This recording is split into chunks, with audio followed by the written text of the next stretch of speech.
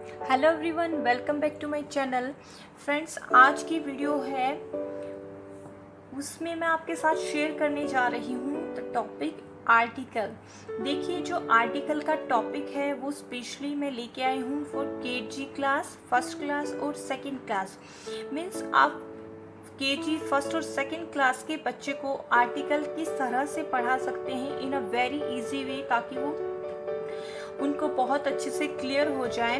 तो वो आप किस तरह से सिखा सकते हैं, तो यही मैं आज की वीडियो में लेके आई हैं। तो चलिए स्टार्ट कर लेते हैं हम अपना टॉपिक आर्टिकल। देखिए, जो आर्टिकल है वो मेनली हमारी ए, एन और द हमारी आर्टिकल होती हैं, और इसको हमने टू पार्ट्स में डिवाइड कर लिया है। जो ए एन होता है वो इंडेफिनिट आर्टिकल होता है, और जो द होता है वो डेफिनिट आर्टिकल होता है। लेकिन हम बात करेंगे सिर्फ ए और एन की, हम द की बात नहीं करेंगे, बिकॉज इसका जो द का जो एरिया है वो काफ़ी लार्ज हो जाता है। तो वो बच्चों को हम आगे की क्लासेस में सिखाएंगे। तो चलिए देख लेते हैं हम ए और एन का जो यूज़ है वो बच्चों को हम किस तरह से इन अ बेटर वे सिखा सकते हैं। तो लेट्स स्टार्ट। देखिए, जो यूज़ ऑफ ए और एन, इसका यूज़ करने से पहले हमें बच्चों को कुछ जो रूल्स हैं, या एक तरह से बहुत इजी वे में हम उनको किस तरह से रूल्स के थ्रू उनको सिखा सकते हैं ताकि उनको बहुत अच्छे से क्लियर हो जाए। इसमें करना क्या है, सबसे पहले आपको बच्चों को सिखाना है कि जो ए है और एन है ये दोनों ही सेम थिंग को डिफाइन करते हैं। मीन्स ये सिंगुलर नाउन के लिए यूज़ होते हैं। सबसे पहले आपको ये बताना बहुत ही ज़रूरी है कि ए और एन है ये दोनों सिंगुलर नाउन के लिए यूज़ करते हैं, यानी कि एक वचन के लिए हम इसको यूज़ करते हैं। तो अब बात करते हैं कि जो ए है वो कहाँ पर आएगा और एन है वो कहाँ पर होगा, यानी कि वो यूज़ कैसे होंगे। कहाँ पर हमें बच्चे को सिखाना है कि ए का यूज़ करना है और कहाँ पर एन का यूज़ करना है। तो इसके लिए सबसे पहले आपको बच्चे को वॉवल्स का और कॉन्सोनेंट का जो नॉलेज है वो देना बहुत ही ज़रूरी है। तो उसके लिए मेरी एक प्रीवियस वीडियो है जो वॉवल और कॉन्सोनेंट पर है, तो आप प्लीज़ वहाँ पर चेकआउट कर सकते हैं। अगर आपके बच्चे को क्लियर नहीं है तो आप उस वीडियो को देखें और उससे आपका इजीली टॉपिक है जो वो क्लियर हो जाएगा।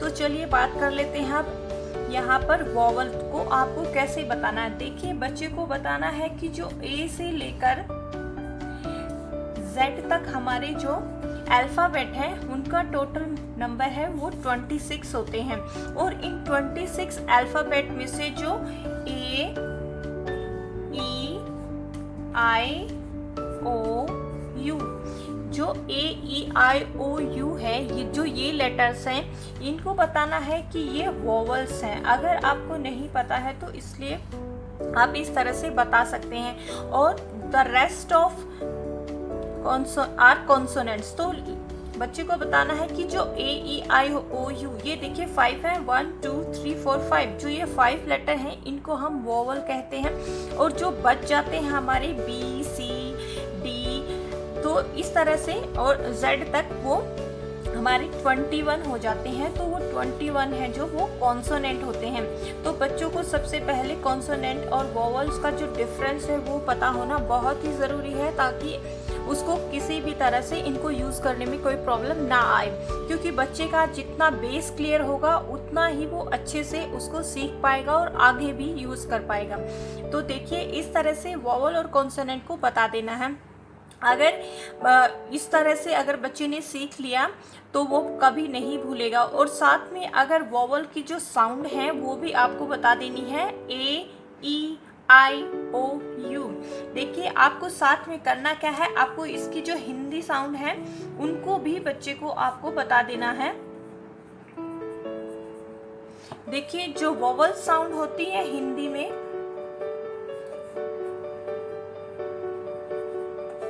वो होती है अ से लेकर अ, आ, ई, उ, ए, आई, ओ, औ, अंग, ए। तो वो अंग और अह तक होती हैं। तो आप इन साउंड को लेकर हिंदी साउंड में से भी आप बच्चे को बहुत अच्छे से सिखा सकते हैं। और जो कॉन्सोनेंट साउंड होती है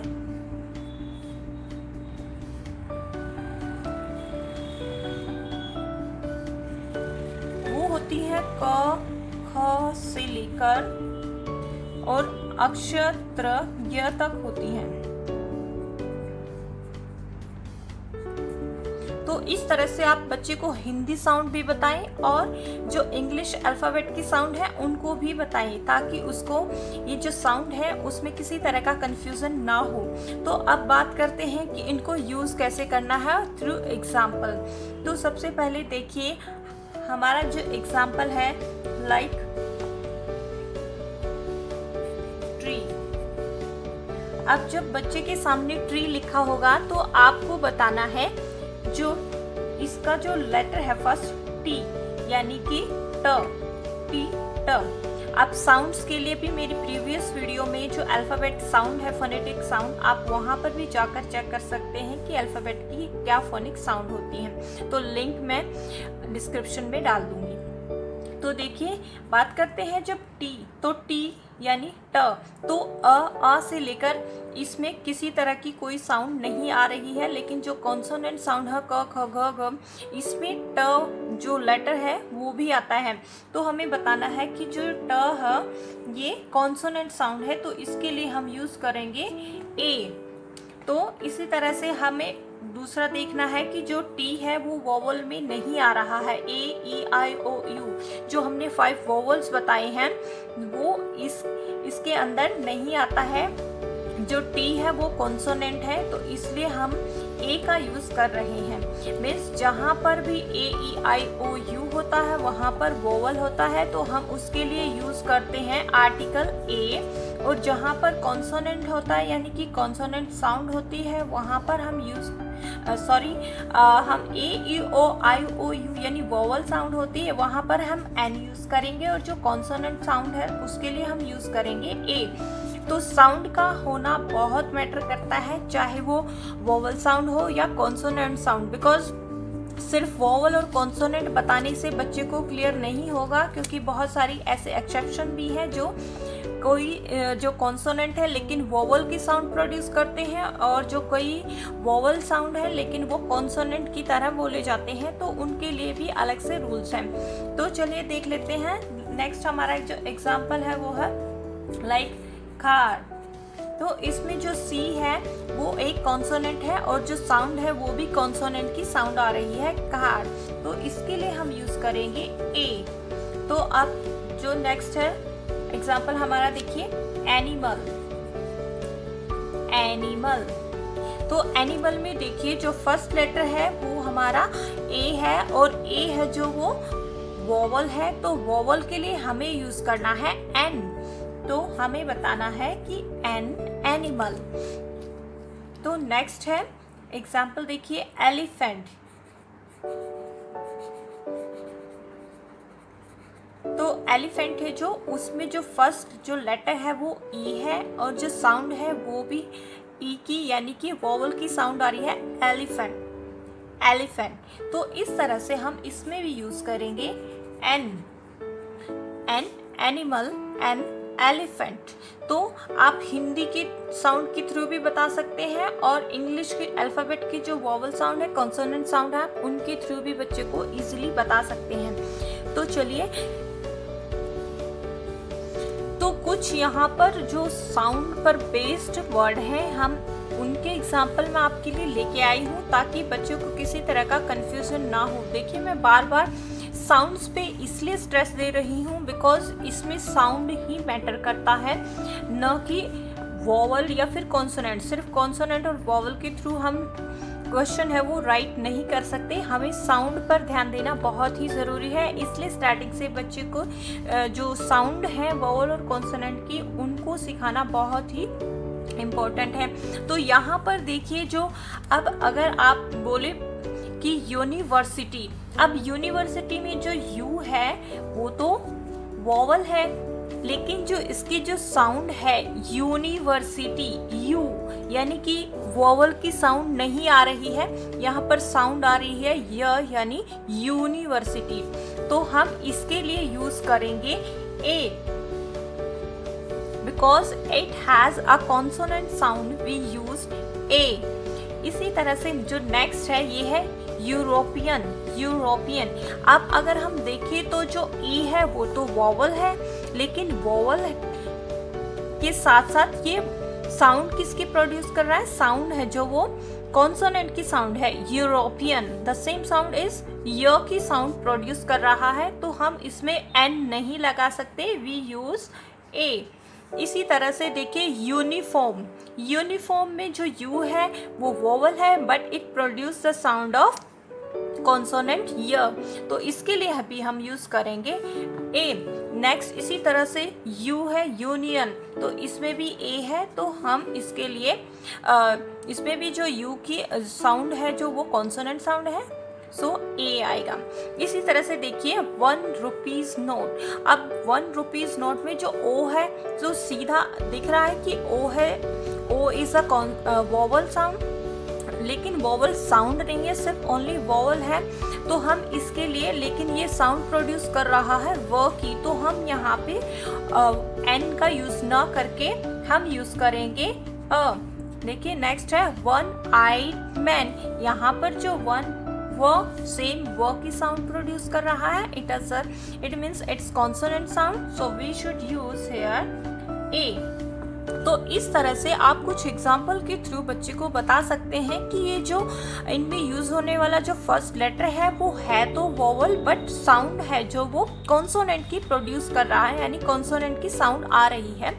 तो इस तरह से आप बताएंगे तो बच्चे को आई एम श्योर बहुत अच्छे से ये क्लियर हो जाएगा। नेक्स्ट जो एग्जाम्पल देख लेते हैं, अब यहाँ पर देखिए एमपी। एमपी, यहाँ पर जो एम है वो एक कॉन्सोनेंट है, लेकिन जो साउंड है वो वोवल की आ रही है एमपी, तो यहाँ पर अ की साउंड आ रही है, तो इसके लिए हम यूज करेंगे एन, एन, एमपी। इसी तरह से एम ए, इसमें भी हम यूज करेंगे एन। अब यहाँ पर देखिए S H O, S H O, A, यानी ए की, यानी वोवल की साउंड आ रही है, तो हम यहाँ पर भी यूज करेंगे एन। इसी तरह से एम एल ए में भी वोवल की साउंड है, तो यहाँ पर हम एन यूज करेंगे। अब बात कर लेते हैं कुछ साइलेंट वर्ड्स लेटर्स की, जिसमें हमें क्या यूज करना है। ये देखिए यहाँ पर जो लिखा हुआ है आर, आर। अब यहाँ पर जो HOUR है, हम इसको हावर ना पढ़ के हम इसको पढ़ते हैं our, because H is silent, तो H साइलेंट है तो साउंड आ रही है आ से शुरू हो रही है आर, आर। तो जहां पर भी वॉवल साउंड होगी वहां हमें फिट कर देना है एन। इसी तरह से नेक्स्ट एग्जाम्पल जो बहुत काफी फेमस है और बार बार बच्चों के सामने ये क्वेश्चन में भी आता है, ये है ऑनेस्ट मैन। ऑनेस्ट मैन, यहाँ पर भी जो एच है वो साइलेंट है, और यहाँ पर हम ऑनेस्ट नहीं बोलेंगे, हम बोलेंगे ऑनेस्ट, ऑनेस्ट। सो ओ से की साउंड है जो वो प्रोड्यूस हो रही है, it means it has a vowel sound and, तो हम यूज करेंगे एन। तो नेक्स्ट हमारा है जो एन ईयर, ईयर, इसमें भी वोवल साउंड है, तो यहाँ पर यूज होगा एन। तो इस तरह से कुछ एग्जाम्पल के थ्रू आप बच्चों को ये बहुत अच्छे से सिखा सकते हैं, ताकि बच्चे को किसी टाइप का कोई कंफ्यूजन ना रहे।